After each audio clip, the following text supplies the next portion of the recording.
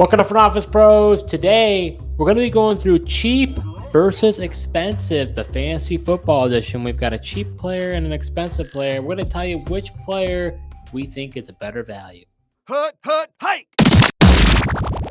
All right, Joe. So for our first battle, if you will, we've got cheap versus expensive. For auction leagues, tight end Brock Bowers, $8 compared to Sam Laporta, the rookie phenom last year at $25. So do you like the cheap or the expensive version? Yeah, people might call me crazy on this one, especially Sam Laporta coming off of his, really good rookie season. But I'm going to go with Brock Bowers for $8. And, tight end's not a position that I like to spend up on. So getting the cheap option there allows me to spend up on running backs and receivers, which I'd rather do. And, Laporta, as good as his rookie season was, we know he's in for some touchdown regressions. Touchdowns is like a sticky stat. It's really hard to repeat those. So I think with all that, and then, Brock Bowers is a guy that was heralded as a freshman as the next up-and-coming tight end, to be coming out of college into the NFL. He didn't go to the best landing spot in the Raiders, but they got to be able to utilize this guy. I got to tell you, Joe, I'm all in on the Bowers side on this one. I mean, let's not forget, when Sam Laporta came in the league as a rookie, people thought he could be pretty good. Didn't think he was going to be that good. But in most auction leagues, you probably got him for $1. Yeah. And then all of a sudden, now he had that crazy year. What says that Bowers? I'm not saying Bowers is going to do exactly what Sam Laporta did, but what says that Bowers can't have a really good season? What are the options in Las Vegas? You got Devontae Adams, Jacoby Myers. That's about it. Michael Gallup retired. They got like Trey Tucker. They've got Michael Mayer, but he really didn't show that much. Zamir White, he's a big bruising running back, but he's not known for the receiving game. So where are the targets going to go? So to me, I think Brock Bowers, like you said, I mean, he has a huge pedigree coming in. I mean, this guy could have been easily a top 10 pick. I mean, you heard even in, different hard knocks that we've heard of that teams were trying to trade up to go get this guy. This guy's an absolute weapon. So I'm with you. I'm going to take the cheap version here. Yeah, and I don't know if he's going to be lined up as a true tight end either. They might be able to utilize him in the slot since they don't really have a slot guy. So I think with that, his upside is definitely there. All right, so our next cheap versus expensive exercise, we've got running back Javonte Williams of your Denver Broncos show. He's going for $5 compared to running back Josh Jacobs, a newcomer for the Packers, for $26. What say you, Joe, cheap or expensive? Yeah, this is an interesting one because I feel like, both these teams like to use multiple running backs. But I'm going to go with Javonte Williams at the $5 mark. Even though I don't think $26 is a bad value for Josh Jacobs, I just think $5 is really low for Javonte, and I'm going to buy the dip because I think, the second year removed from this knee injury that he had and him cutting the weight, I think he's going to be the true RB1 for the Broncos. And I'm expecting him to outplay that $5 value where Josh Jacobs, he might kind of play to that ceiling of $26. I'm actually going to lean towards the Josh Jacobs side on this one. I think it's actually very close, and part of the reason why these two were picked, because you're right, it's kind of like a running back possible by committee approach for both. Yep. One's more expensive than the other. I think the reason why I lean towards Jacobs is I'm hearing reports, and I got to verify them, but they're talking about Marshawn Lloyd maybe having a redshirt year. I think my biggest concern was Marshawn Lloyd becoming a huge threat to the amount of carries. If he really is kind of at bay and not really involved in the offense, I'm not worried about A.J. Dillon at all. So if that's the case, I think Josh Jacobs is going to take and run it. So, with Javonte, I think he's the lead dog.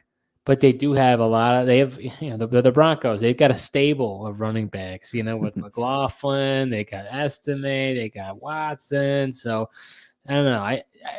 It's close, but I lean towards Jacob's side. Yeah, this one was definitely, a close call. The other thing, I mean, if I do tend to agree with you, like, if Lloyd is the part that scares me, A.J. Dillon doesn't scare me at all, as you mentioned. If he truly will do the redshirt freshman year, I definitely see your point.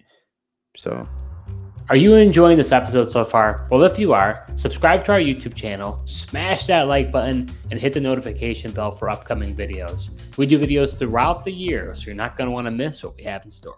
All right, so our next cheap versus expensive exercise, we're going over to the quarterback position. We've got the rookie, Jaden Daniels of the Commanders. He's only going for $3 in auction drafts compared to Lamar Jackson, who maybe, Jaden Daniels hopes to become the type of caliber of player. He's going for $22. So what say you, Joe? Which way are you leaning? Yeah, hopefully eventually I'm not just going to go the value players. I know you're just I don't know what it is. You're going thrift shopping over here. Yeah, I guess so. But I mean, I really do like Jaden Daniels better. I'm not the biggest Lamar guy, and they brought Derrick Henry in to just run the ball more. I'm concerned about the Ravens wide receiver core. Outside of Zay Flowers, I don't really trust anybody else. Mark Andrews is a good option at tight end when he's available. The rumor is Isaiah Likely might be playing wide receiver because that's how little they have at wide receivers, which could be really interesting. But I just think Jaden Daniels with Kingsbury and Washington, his passing volume is going to be a lot higher. So I'm expecting that. And then he also brings kind of that rushing ability of Lamar Jackson. And for you to be able to get him at $3, I'd rather take the flyer on him. I'm with you on this one, Joe. I'm with you. I'm going with Jaden Daniels. I think at the end of the day, I don't like Lamar either. He's way too boomer bust for me. Yeah, he'll have 5 touchdowns one game, and then he'll have like less than 150 yards one game. I mean, he's very up and down. I mean, we're not going to get into it, but I don't even think he really deserved to be the MVP last year, to be all honest with you. So I think that for me, his value is really overly inflated. I think people just know his rushing ability, but I'm with you with Derrick Henry there. I think he could take away considerable amount of carries and red zone opportunities for the end zone. I think Henry could be the vulture here. So, or I guess that's usually meant for a quarterback that they're a vulture or another running back. So there is no vulture, I guess. No. I don't expect Lamar to be vulturing the touchdowns away from Derrick Henry. So our next cheap versus expensive is going to the wide receiver room. You got the newcomer Deontay Johnson of the Carolina Panthers. He's going for $7 in auction drafts compared to wide receiver Michael Pittman. He's going for $24. Both are kind of congested receiver rooms, Joe. Which way are you leaning, cheap or expensive? Yeah, I got to go with my guy, Deontay Johnson. I really was all in on Michael Pittman last year. But honestly, Anthony Richardson, playing at quarterback really scares me for Michael Pittman. We haven't seen him play a lot of games. I'm not sure he can support, a number one wide receiver. Accuracy was his number one problem out of college. Really, everyone was so excited for him for fantasy, not because of his arm, it's because of his rushing touchdowns that he had through those 4 games. So that's concerning to me. Where Deontay Johnson, you're hearing Canales say the offense is going to run through him. And to me, if Bryce Young is going to take the next step forward, Deontay Johnson and having him is going to be a big reason why he does. I'm with you on this as well. I'm leaning towards the cheap side. I've never been a Michael Pittman fan, to be all honest with you. He really ascended because of Gardner Minshew. Exactly. I just don't think we saw the offense the way that Steichen envisions it. Taylor was in and out of the lineup. So now you got both of them in there. They've got a decent amount of weapons, with Josh Downs and Adonai Mitchell. I think, Johnny Woods, a tight end. I think he could, show some promise. So, I'm with you. Whereas Deontay, like you mentioned, Canales has said he could be really used in the offense. He's a great route runner. That's why they went and got him, because they didn't have someone to create separation. And Bryce Young desperately needed that. They're talking about how I believe they're trying to get the ball out of his hands in less than 2.5 seconds or something like that. That means Deontay is going to get the ball. He is the type of receiver that fits that type. I think he easily could get over 100 targets. So for the price difference, for me, it's staggering. I'd rather go with the Deontay side. Yeah, it's just one of those things. Again, I'm expecting Deontay to play above that $7, where like you could spend $24 for Michael Pittman, and if you're expecting what he did last year, I think you could be greatly disappointed with that. All right, so our next cheap versus expensive, we've got running back Chase Brown, sort of a riser right now. People are saying he really the number one running back. They Moss I was think so. listed at it, but there's a lot of buzz there. Joe thinks so. Chase Brown's going for $6 in auction drafts compared to running back Rashad White going for $27. Over a $21 difference. Joe, which way you leaning, cheap versus expensive? Yeah, even though I'm expecting Chase Brown to be the starter, I think I'll go with Rashad White. I don't love that price for White, but at the end of the day, I'm more confident in his guaranteed volume of that team. And Baker Mayfield's still the quarterback. That's a big reason why we know he loves to just dump it off to him. I know you're probably going to side of Chase Brown because you're nervous about Bucky Irving coming over and being that third down back and potentially stealing targets and opportunities away from Rashad White. I'm not as concerned about the Bucky Irving piece. So I still think there's plenty of volume for Rashad White where, even though the buzz is there in Cincinnati, I mean, they did bring in Zach Moss too. So even as Chase Brown's a starter, it could easily be, a 1A, 1B type of situation in Cincinnati. Yeah, I guess at the end of the day, I lean towards the expensive side. Actually, Mm, I just don't think I'm just not a believer in Chase Brown. I need to see it to believe it. right. I think that offense might just become very pass heavy with the emergence of Jermaine Burton possibly, and now Yandre Yoshevich, who's getting a lot of hype as well in camp. I just think that that offense is going to change. Mixon has been the bell cow for so long. I just don't believe. My thinking was honestly I would maybe go Chase Brown because then I only spend $5 because I do not like the price for Rashad No, I White. know you That's don't. That's for yeah. certain. Yeah. Well, I mean, I was all in on him last year because hey, he's going to get volume. But there have been I know you push back on me, but there have been some really good reports on Bucky Irving, and people are saying that you'll be surprised that he's going to be more involved than people think. Mm. If he is, I will be surprised. But otherwise, you're gonna believe that that's false. Well, for right now, I'm just not going to worry about it, and I'll, be comfortable with Rashad White still thinking he's going to get the volume. Mm. Well, Joe, let's get you back to thrift shopping here. We're going to go cheap versus expensive. One of your favorite players here, wide receiver Christian Watson of the Green Bay Packers, $5 for him for auction drafts compared to wide receiver DK Metcalf, the Seattle Seahawks, for $27. Quite a big difference, both in sort of congested receiver rooms. Which way are you leaning on this one? Yeah, it is interesting. I do like DK Metcalf a lot, but I'm gonna go with Christian Watson. I like him. I'm expecting the resurgence. I think this is the year that he, is able to stay healthy. I believe he rectified that hamstring issue. And when he's on the field, he is the top target for this offense. And nobody in his big thing is he gets the touchdowns. I know you could make the same argument for DK Metcalf, but you got to pay $22 more to potentially get those touchdowns.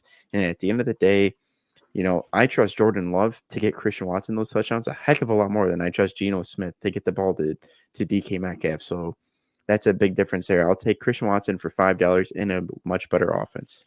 All I know is you better put your money where your mouth is because I'm in a few leagues with you. You better leave the draft with Christian Watson because he's not going to be that expensive, No. and you should be able to get him no problem. So you better not leave your draft without Christian Watson. That's got to be what he should be your my guy. He's got to be one of your my guys coming up. I'll put you to it on that one. But Yeah. I'm going to lean towards DK Metcalf on this one. I think he's safe. He has got a bankable floor. I know Geno Smith has kind of had some concerns, but they're talking about that offense. They're really going to stretch the field. They're really going to push it down in a vertical passing game. And Sam Howell, I mean, although he wasn't all that great, I mean, the guy threw a ton. So to me, I think at the end of the day, yes, I like Jordan Love better than Geno Smith. I'm just not convinced that But Christian Watson can that's stay. the other thing that scares me. If Sam Howell's the quarterback, that dude just loves to spread the freaking ball around. He doesn't just hyper target somebody. Mm. And that was kind of the problem in Washington. You didn't know who to really play because he just threw it to everybody. So you basically just say Christian Watson Well, had an look, injury plagued season, so you expect him to have a bounce back. yeah, he's one of my bounce back guys, and I'm going to buy the dip. And at the end of the day, at the point in the draft where you're getting a guy like Christian Watson, you're just looking for ceiling and upside, and that's all this guy ever was. I mean, That's you true. get No, you're right the about big that. plays down the field and touchdowns. I'll take it. All right, Joe, our next cheap versus expensive. This one's probably my favorite, honestly, of the bunch because it is really interesting. Running back Zamir White going for $9 in auction leagues compared to running back Derrick Henry going for $35. They're both bruising style running backs, very similar playing styles. Which way are you leaning on this one? Yeah, I'm gonna, I'm gonna, even though it's a lot bigger of a price and they're very similar backs, I'm gonna go with Derrick Henry, a guy that I've seen it time and time again from, and to me gets a big upgrade going to the Ravens, and that should only help him. I know he's been disappointing the last couple of years with the Titans, but their offensive line hasn't been the best, and let's face it, they haven't had a quarterback that really take eyes off of him. I think with this system with the Ravens, he should go back to being more of the Derrick Henry of old, and I think he bounces back for a decent season. Where Zamir White, I like his potential upside. Just we've only seen it a little bit of last season. I know he's going to get the full workload there, but I just don't know how good this Raiders offense is going to be. The age doesn't concern you at all for Henry? The wheels won't fall off? Does a little bit, man, but tell you what, nobody works harder than this guy, and he still keeps himself in great shape. And to me, if there's any running back that's going to be doing well at this age, it's going to be him. I mean, I agree with you. I'm going to lean towards the expensive. Henry is one of the guys I'm really liking this year. I just think he's, like you said, I mean, he works really hard, and it just fits the style of offense that Baltimore really likes to run. I just, as long as he can stay healthy, I can't see how this guy can't be successful. I mean, Ravens have had one of the better offensive lines for a long time. I mean, they've been able to succeed a lot in the running game. Yeah, I mean, just look at how many touchdowns a guy like Gus Edwards was able to get last year. I mean, we're talking about Derrick Henry. If he gets those type of touchdowns, I mean, he's easily going to be a top 10 running back. Now, I might have saved the best for last. He said this one was the best one. I know it was my personal favorite for best, okay. but this is going to really cut you up inside because I don't know what you're going to do. So at the cheap side, we got wide receiver Rashee Rice. He's at $9 compared to the Michigan man himself, wide receiver Nico Collins of the Houston Texans for $28. So do you like Rice or do you like Nico? Yeah, you're not wrong. This one definitely cuts me up here. You have all of them. This is making you pause. You didn't have to pause on the other ones. Yeah, well, I mean, you hit the nail on the head, man. Like you got two guys that I like. I think I'll pay up for Nico Collins. Wow. I think he's got better touchdown upside than Rashee Rice, honestly, because I feel like once they get down to the red zone, it's really Travis Kelce, Isaiah Pacheco range. And I think Rice needs to get those longer ones. They've also added Hollywood Brown and Xavier Worthy. So he does have a bit more competition for targets, where Nico Collins, I think he's clearing away the Texans wide receiver one. And I think he's going to continue off of his good season that he put forth last year and continue to build off of it. Michigan prevails after all. I actually going to go with the Rashee Rice side. Guy who I think his price is still suppressed because people are worried he's going to get suspended. Yeah, I don't think he's not will. going to get suspended. But then if that's the case, we have to expect his price to increase. I can't see him staying at 9. I mean, I just don't. I think, like you, I think people are scared away. They're not. I'm confident he's not going to get suspended. I don't know if other people have that same confidence. So if he doesn't, let's say there's no verdict on it before the season, do you think then his price goes up? I think as we get closer, I think his price could go up because I think people still will have this guy as the wide receiver one, but I don't know. I mean, people really like the buzz of Xavier Worthy. He's all the rage on X. He's getting the highlights. And I know people are excited about Hollywood Brown too. So could just be a thing where, like I was saying, Rashee Rice was basically the only reliable target for Mahomes last year outside of Travis Kelce. To where this year he's got more options. And did a complete revamp there. Yeah. So that does it for our cheap versus expensive, the fantasy football edition. Which way do you side? Are you more thrifty shopper like Joe, or do you have a taste for the more divine like myself? Go I ahead tell and you, put this the- exercise, man. As much as I like these values, I should be blowing my money early. Yeah, you should, because you like a lot of players on the cheap. So Yeah. you better take this lesson with you. I definitely will. Well, thanks so much for watching, and until next time.